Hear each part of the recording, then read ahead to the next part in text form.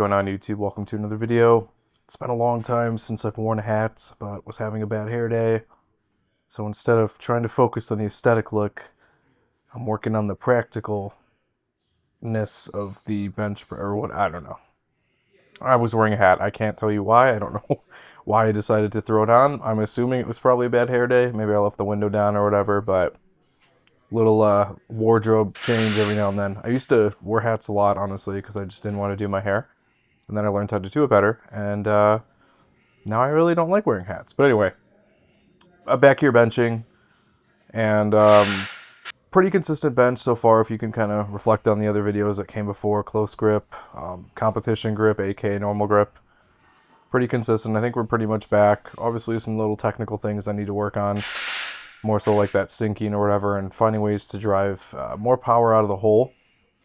But just happy to be able to move the weight, not feel any stress or any sort of concerning pain or discomfort, and being able to work my way almost up to reds again. Like 2 reds is always nice. Like obviously the more weight you bench, the cooler it looks with the more plates on there, but being able to cleanly slide 2 reds on there. My warm-ups used to be a single red, yellow, and then right to the 2 reds, and then that would be my point where, okay, I'm going up.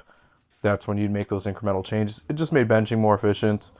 And also, for the weight tree, less weights to have to unlock, because when you start having to use like the greens and everything and the blues, you can see kind of the weights on the left here.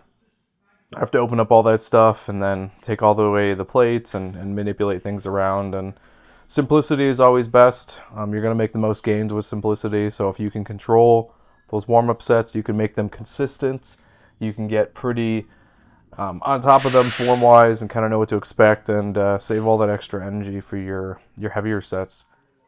OHP is looking better here, and honestly making that change of not touching the clavicle has been, I think not life-changing, but it's made OHP progress in a way that I didn't think was possible when injured. When I first started OHPing again after being injured, I could barely do the bar.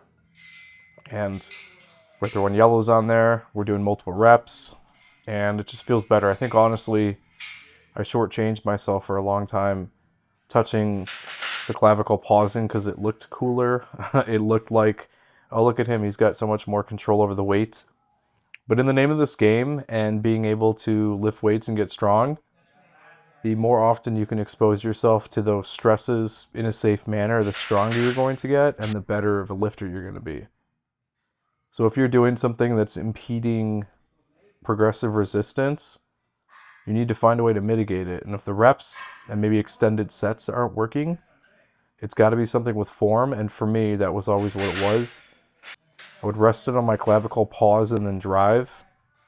And I'm understanding now, with my limb lights and appendages, I don't even know how to say this. I'm rotating my shoulders in a way that was not healthy by allowing that bar to sit on my clavicle and then pressing. It was just an inefficient movement.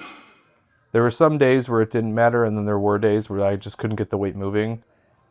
And it's just so much less stress on my shoulder now. I'm still getting the same benefit, I believe. But ultimately, I'm not sacrificing that position anymore. It's kind of like when you're pausing bench, and if you let your chest and shoulders cave in, you're doing yourself a disservice. You're inactivating a lot of those muscle groups and putting yourself in a position where it's not going to, move as efficiently as possible and potentially could injure you. So that's something that I think the injury really showed me, was just all the movements that were causing stress and then localizing that pain and discomfort and realizing what it was, removing it, not feeling that pain and discomfort. And that was kind of like my feedback for why were we doing things this way? This is better. We're making more progress. We're getting back to where we are. Sometimes these injuries are like a reality check. You may get locked in, to one style of training for so long, and it's working, and you're kind of autonomous, and it's kind of going on its own, and you're making progress, and then something happens to injure you, and then makes you rethink, and you have to kind of work around that injury, and you rebuild different pathways of how to move certain weights, and then you're like, oh, this is how it should have felt all those times. But when we're our healthiest, we're not exactly at our most technical, because you need, I'm not saying people need to get injured, but you need to feel the feedback of your body when it's telling you something doesn't feel good. So I've had to retrain myself on a lot of different isolation stuff, especially flies. I was just going way too fast and not really embracing the contraction and letting the contraction take me. And you can kind of see here the limited range of motion. Just with the lats and the bench, it was also in my head to not let that left arm extend out as far as possible. One, that's where the bicep injury happened, and I didn't want to put unnecessary stress. So honestly, whenever I was doing any sort of single exercise on that side, I would use my other hand to grab, let's say this cable handle, pull it into position, slowly release, and then do the movement. I just didn't want any sort of like herky-jerky type of movement that could cause any more damage. And honestly, it wasn't logical at the time, but it was just something in the back of my head, because when you get immediate feedback like pain or something like that, your body immediately dials in on it, and that's what your brain is focusing on. And sometimes you can lose the contraction with what you're doing based off of how that muscle, that bicep and the bicep tendon were feeling. So trying to like reestablish these muscle pathways, like this right side, just doing everything it should do here, a little bit of a better angle here. So this one I can actually just reach up and grab, but it was also light enough weight, and you'll see me going significantly slower just to kind of feel that contraction all the way through and make sure I'm not hyperextending. My biggest fear was just fully extending that bicep and feeling that stretch. And so you'll see when I do the other side how much like simplistic it seems. It just seems to be more automatic and a little bit more clean, but I'll take what I can get. You got to rebuild yourself back up. That's the whole theme of the series. And you'll see here just like how much more efficient and natural this seems. So just naturally into it. And you can kind of see there is that bit of an angle. And I think honestly that's key to the lats, is you want that.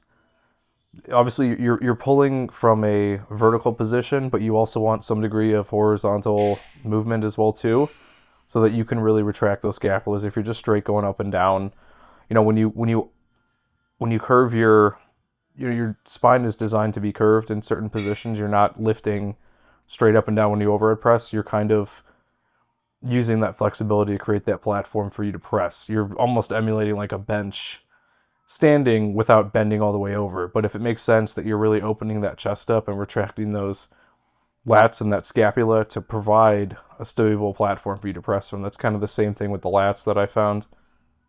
And you can kind of, hey, look, there's a lat in the video here. So just going to show you the things I'm doing. There is some muscle underneath all that. But, the opening of the lats and stuff in certain movements requires you to stretch, right? Like you want to stretch forward, let that lat stretch, and then come back, and that's when you retract. And you'll feel that contraction. If you're just doing, like most people do, the bent over dumbbell rows, and your elbow is ending up higher than your torso, you're not getting that lat activation. You think you're extending the range of motion, but you're really not getting that full lat extension. You'll kind of see here, I'll kind of arch my back. And this is how I like to just create a stable base for any movement I'm doing in the front. If I were to round my back over, it's less ideal position, and you're not going to feel it in the triceps as much. So you'll see me here, I'm constantly taking that back position and bringing my chest up. And that's kind of where they cue chest up from, because usually if you pull your chest up, you retract the scapula and you get a nice stable base. And booty out too, though. So you've seen probably videos where someone's telling people to stick their butt out, and it's really just putting yourself in a more strategic, advantageous position. I'll even do it here on the bicep curls. I'll try to keep everything rigid. Obviously it's a bicep curl. You don't need to the same level of bracing as like a squat or something.